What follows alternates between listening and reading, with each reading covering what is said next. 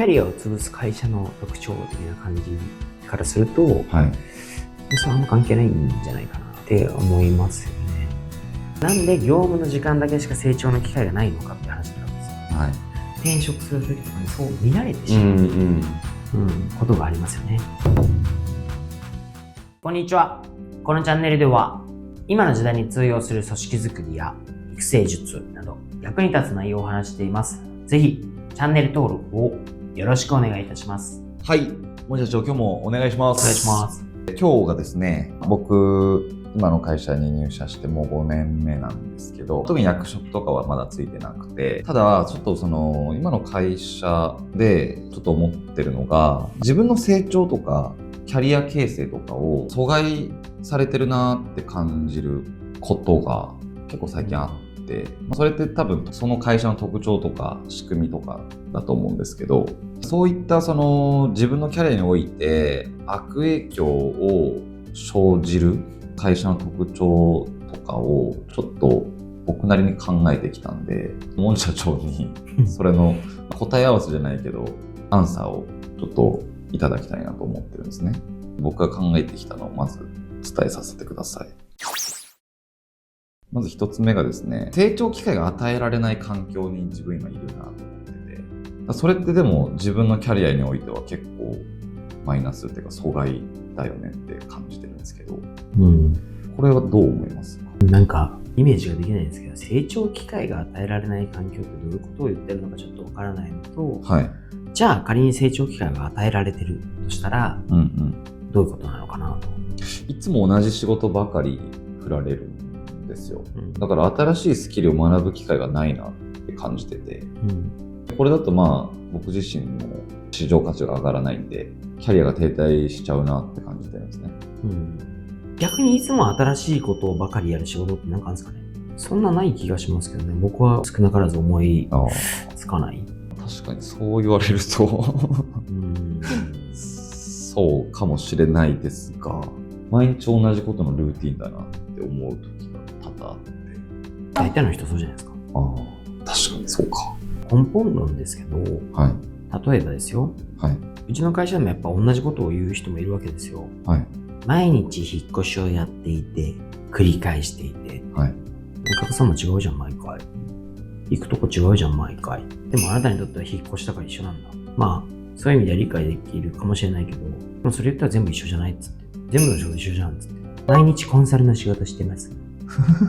毎日銀行の仕事してます。そりゃそうだよ、銀行に勤めてんだからみたいな、何言っちゃってんのみたいなってなりますし、それ言い出しちゃったら、それこそタイミーとかでね、毎日違う職場を探せばいいんじゃないのみたいな。それだったらそれをクリアできんじゃないみたいな。以上と思うんですけどね。なるほど。なんで繰り返しが嫌なんですかね。それこそだってサッカーとか野球、プロ野球選手、プロサッカー選手になったら、そんなこと言う人見たことないし、そうか。毎日サッカーばっかりやって飽きましたとかね、毎日野球ばっかりやって飽きましたとか、それを批判する人もいるでしょ。あんたたち毎日同じことしてんだからって。ちょっとよくわかんないですね。なるほど。ありがとうございます。2つ目がですね、評価基準が不透明。これも一つの例としてあるかなと思っていて、今の会社でですね、評価基準が結構曖昧というか不透明で、どこに向かって努力したらいいんだろうみたいな、ちょっと自分の中で不安もあり、不透明な評価基準がゆえに、自分のキャリアプランを立てづらくなったりとか、成長の方向性を見失う可能性もあるなとも思っていて、その辺もちょっと森社長の考えをお聞きしたいですね。会社として考えたら評価基準をなるべく明確化した方がいいとは思うんですけど、結局評価って大きく分けたら2つだと思うんですけど、1つはその今後のキャリアに影響する評価っていうことと、単純に報酬に紐づくものかなと思うんですよね。だからそれは分かる限り自分の中で明確化してやればいいし、ただ職種にもよりますけど、例えばですけど仮に営業とかだったら数字が出るじゃないですか。どう評価されるかは結果論で、どういう営業のその結果を出すかはあくまでも自分の行動と結果なんで、そんなに評価基準にこだわる、悩む必要はないと思うんですよね。要は結果としてどう評価されるか、結果として出世できるか、結果として給料上がるかですけど、結果を出すまでは自分でできるわけだから、それは逆に評価せざるを得ないような結果を出すとか、まずは自分は結果を出すことにこだわって、逆に言うと、そうですね、その結果をもってどう評価されるのかとかっていうのを、見ながらもそうですし、分からないなら分からないって人事とか、上司とかにちゃんとこう理解できるように説明を求めるとか、やっぱり理解する努力をすればいいんじゃないですかね。なるほど。ありがとうございます。あと最近思うのが、ワークライフバランスについてなんですけど、僕の会社は長時間労働が常態化してたりとか、結構その心身の疲労が蓄積してたりもするんで、ちょっと問題だよなと思ったりもしてるんですけど。キャリアを潰す会社の特徴的な感じからすると、それはあんま関係ないんじゃないかなって思いますよね。本当にダメだったらやめればいいじゃんみたいな話なんで。なるほど。心身の疲労が原因で自分のキャリア形成に支障は少なからず出るよなとは思ってるんですけど。それはだから今の会社だけでキャリア形成を考えるとそうなるって話なんでしょう。そうですね。じゃあ諦めるか転職するか、別に固執する必要はないですよね。なんか全体的にそうなんですけど、これ会社目線と働いてる従業員目線で考える、ちょっと考え変わると思うんですけど、会社としては例えば成長機会を与えられるように、一生懸命頑張りますと、そういう環境づくりもやった方がいいともちろん思いますと。評価基準もなるべく明確化にした方がいいし、分かりやすい方が、それはいいですよね。従業員のメンタルとかも考えて、そんなに疲弊させてもしょうがないから、疲弊させたいわけじゃないから、そうならないようにとか、もしくはその会社の考え方でどういうその業務環境を作るかとかっていうのはもちろん取り組んでいくと、その会社が理想とするとか、従業員のことを考えても含めて理想とするところに近づけていく努力はすると思うんですよね。この従業員目線から見たときに、なんかちょっと嫌なのは、何でもかんでも与えられるものなんですかと。例えば成長機会に関しても、成長機会がない会社はっていうけど、大体そういうやつって自分で探しに行ってないんですよね。仕事がほとんどなんですよ。なるほど。なんで与えられるのを待ってるんですかと。だから来ないんですよということがほとんどですと。他の会社っても同じですよね。だってやろうと思ったらできますよね。自分が成長をしたいと思ったら、なんで仕事だけで、業務の時間だけで、なんで業務の時間だけしか成長の機会がないのかって話になるわけですよ。本当に成長したいんだったら、会社関係なく、業務関係なく、いろんなチャンスいっぱいありますよね。機会がありますよねと。その学ぶ機会自分で取りに行ってますかと。って思うので、確かに。取りに行く人にしか会社からしても学ぶ機会ってやっぱなかったりするわけですよ。でも中小とかベンチャーとかで言ったら、生きるの必死だから、従業員にそのスキルを学ぶ機会をわざわざ業務の時間、給料払ってやるって、儲かってないとかできないわけですよね。でもそれを会社としてはやっていこうと努力はするんだけども、でも本人としたらやっぱり、ない、与えられてないって、それはちょっと考え方として変えた方がいいと思うんですよ。なるほど。評価基準も不透明だって騒ぐのは勝手だけど、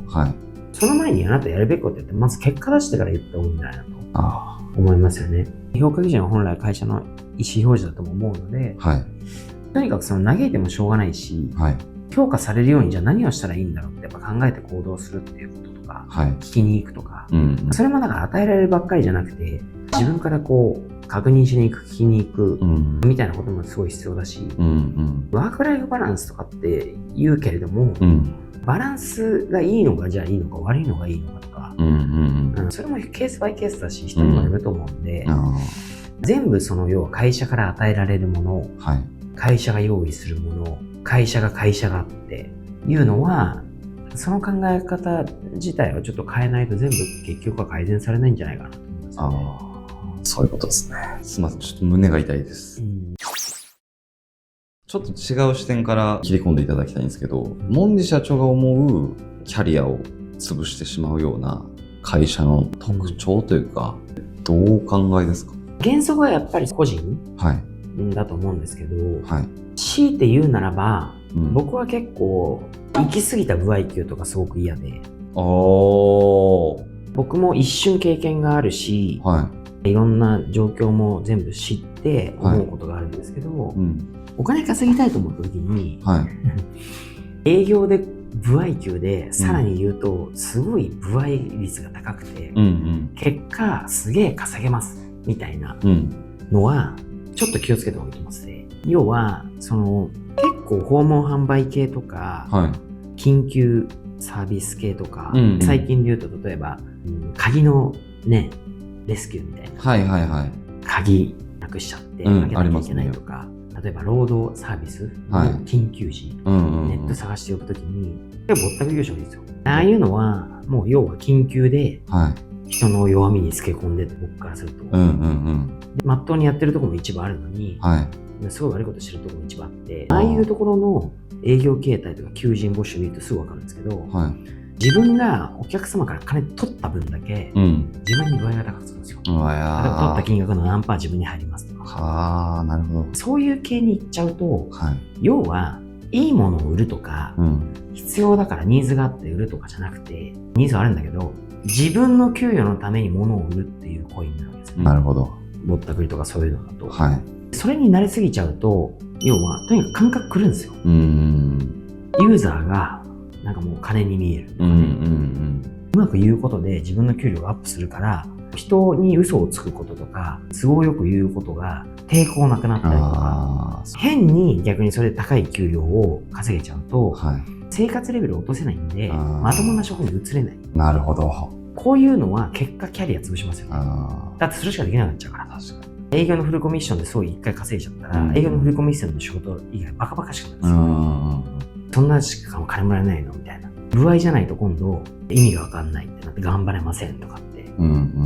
なったりとか、営業系の歩合給でものすごく歩合率が高くて高級になっちゃう系は、やっぱりそもそも自分の考え方とか、仕事に対しての価値観とか、お金に対しての価値観とかもちょっと狂わせる恐れがあるから、あんまりそういうのは良くないですよね。